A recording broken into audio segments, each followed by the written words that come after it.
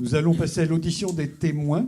Et je vais demander à Laura Acherchour et Céline Martin de venir nous rejoindre.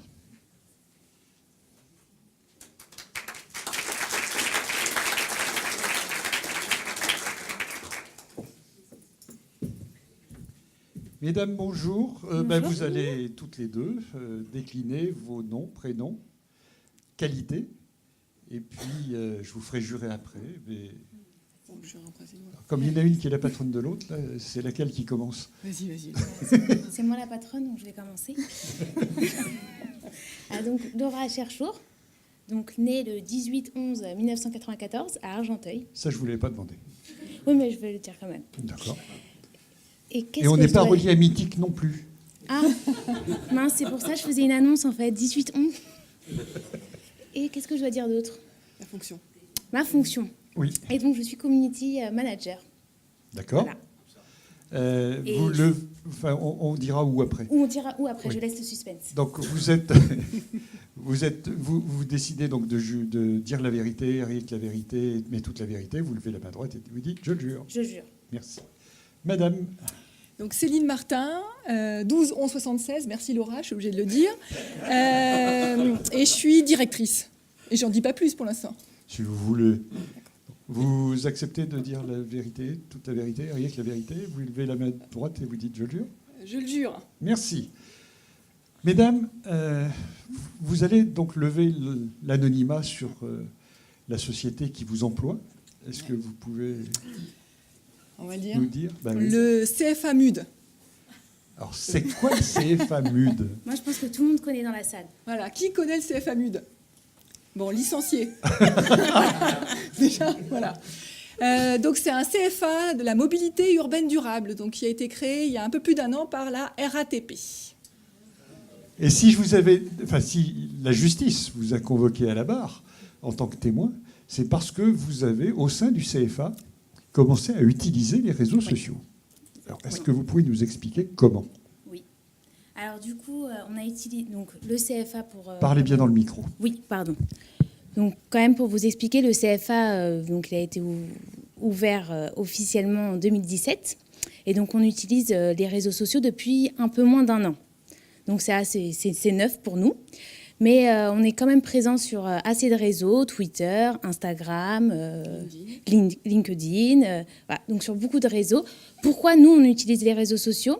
Donc pour la notoriété, pour l'image de marque. Donc c'est vrai que nous, on utilise beaucoup la marque employeur de la RATP, parce que ça se fait venir nos jeunes, mais aussi pour sourcer et recruter. Donc nous, aujourd'hui, au CFA, on est sur une tranche d'âge entre 16 et 30 ans. Donc nous, on prépare à des contrats d'apprentissage. Donc on essaye de cibler les jeunes. Et pour essayer de les faire venir chez nous, les réseaux sociaux, c'est ce qui va marcher de mieux. Donc nous, là, on va vraiment prôner les réseaux sociaux. Parce qu'aujourd'hui, les jeunes, c'est ce qu'ils font toute la journée. Ils sont tout le temps sur leur téléphone, tout le temps sur les réseaux sociaux.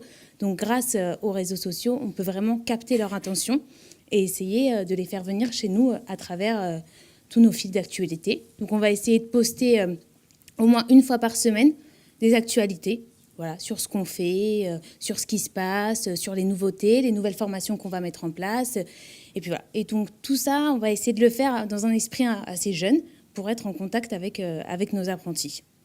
Voilà un peu pour présenter. Madame Martin, vous pouvez peut-être nous dire 2 mots aussi sur les difficultés de recrutement que vous pourriez avoir avec un public d'apprentis possible.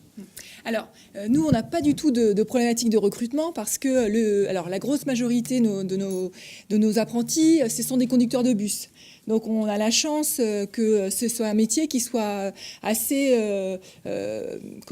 intéressant pour les personnes que l'on cible, c'est-à-dire des publics très faiblement qualifiés, puisque c'est des publics de niveau 5. Donc c'est vrai que les réseaux sociaux nous permettent de faire de la non-discrimination. Alors c'est tout à fait sérieux, c'est-à-dire qu'on a à peu près entre 30 et 40% de notre public qui sont issus des quartiers politiques de la ville. Et donc très clairement, on arrive à atteindre ces taux grâce aux réseaux sociaux, puisque voilà, comme on le dit, ça fait l'effet boule de neige, donc c'est comme ça qu'on arrive à les recruter. Et très clairement, alors je dis d'autant plus parce que je viens de ces réseaux-là, les réseaux de prescripteurs ne nous donnent pas satisfaction. Voilà, parce qu'il y a un temps d'inertie par rapport à la sélection, par rapport au recrutement. Et c'est vrai que les réseaux sociaux, on est dans une dynamique qui est beaucoup plus réactive. Et donc, c'est vrai qu'on arrive à sourcer, on n'a pas du tout de difficulté à le faire. Voilà. Donc, on utilise quasi exclusivement les réseaux sociaux. Voilà, pour notre recrutement. Donc, on ne fait pas du tout appel à des job boards ou voilà, parce qu'on utilise exclusivement les réseaux sociaux. Après, pour réagir aussi sur la réactivité, par exemple, voilà, si on veut faire de la pub, poser des affiches, etc., nous, on poste directement sur les réseaux sociaux notre affiche. Voilà, aujourd'hui, on recrute des conducteurs de bus chaque mois pour voilà, tant de personnes et à tant de places. On peut le mettre directement sur nos réseaux sociaux. On en parle le matin, l'après-midi, c'est posté. Donc, c'est vrai que la réactivité, elle est assez importante. Juste un chiffre. Je crois que pour l'année prochaine, vous attendez 500 apprentis. Oui, plus de 500. C'est vrai qu'on a commencé à un peu moins de 100 et là, on va atteindre les 500 apprentis l'année prochaine. Donc, c'est vrai qu'on est assez optimiste sur le fait de pouvoir les recruter assez facilement. Voilà. Et alors, en fonction des différents réseaux sociaux que vous touchez, est-ce que les langages sont différents? Oui, par exemple, voilà, si on prend les réseaux sociaux comme Twitter ou LinkedIn, on est quand même plus sur des réseaux professionnels. Voilà. C'est différent que Instagram. Instagram, on va vraiment toucher les apprentis, les jeunes. LinkedIn, Twitter, plus les professionnels, les entreprises, les autres centres de formation. On a aussi des apprentis qui nous suivent sur Twitter. Mais Instagram, là, on va vraiment cibler plus les jeunes. Voilà. Après, on avait même eu l'idée de se mettre, parce qu'on n'en a pas parlé pour le moment, sur Snapchat.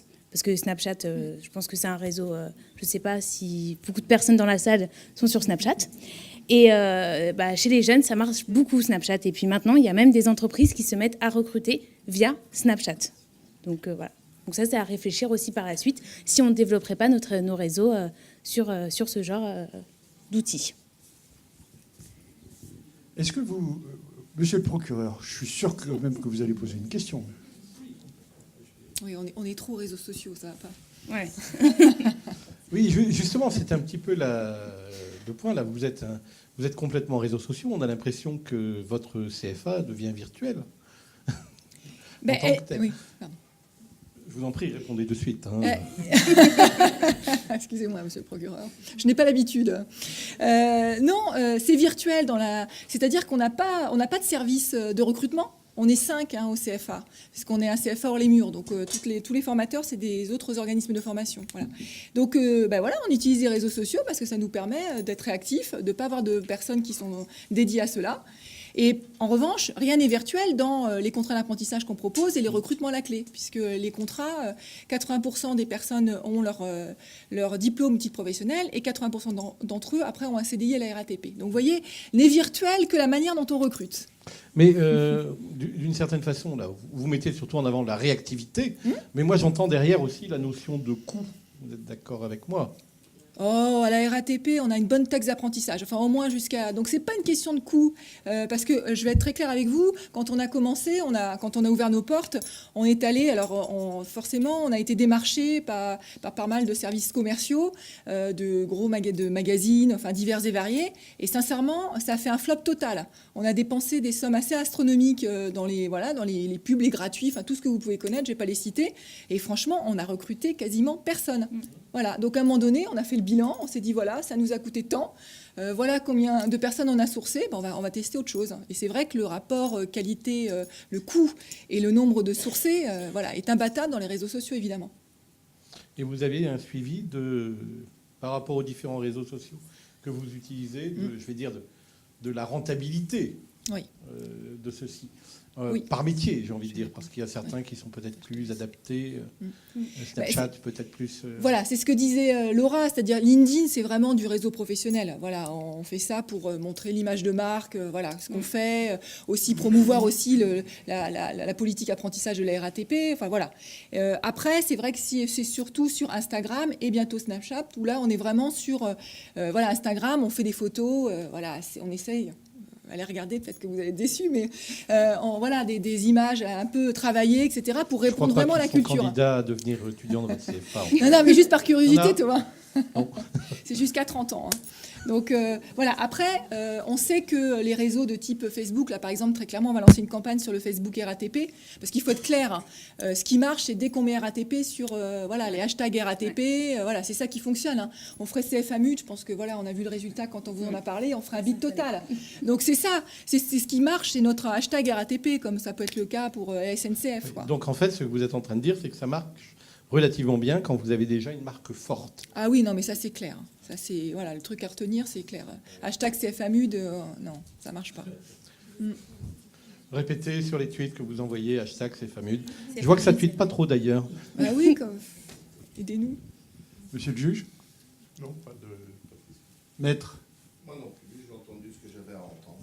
Alors, nos deux témoins ont des obligations, vous êtes un petit peu prise par le temps, C'est ça. donc on va peut-être vous libérer plus vite que pour les autres, à moins que vous ayez quelque chose à dire. Alors, oui. Et profitez peut-être de cette audience pour faire passer des messages. Alors, pour faire passer un message, bien sûr, connectez-vous tous sur le Twitter, CFAMUD, Instagram, CFAMUD, tout CFAMUD. Hein. Mais du coup, on m'a dit ce soir qu'on pouvait utiliser les réseaux sociaux, nos téléphones. Donc moi, je vais vous demander, Monsieur le Président, est-ce qu'on peut faire un selfie? Est-ce que c'est possible? C'est permis par la loi? Allez.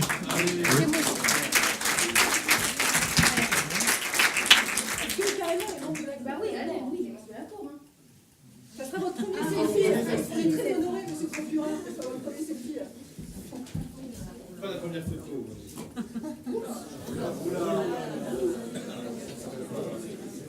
Vous pouvez tous retweeter après le tweet CFAMUD. Alors les selfies, c'est un truc où tu fais un truc idiot. Oh. Super, merci.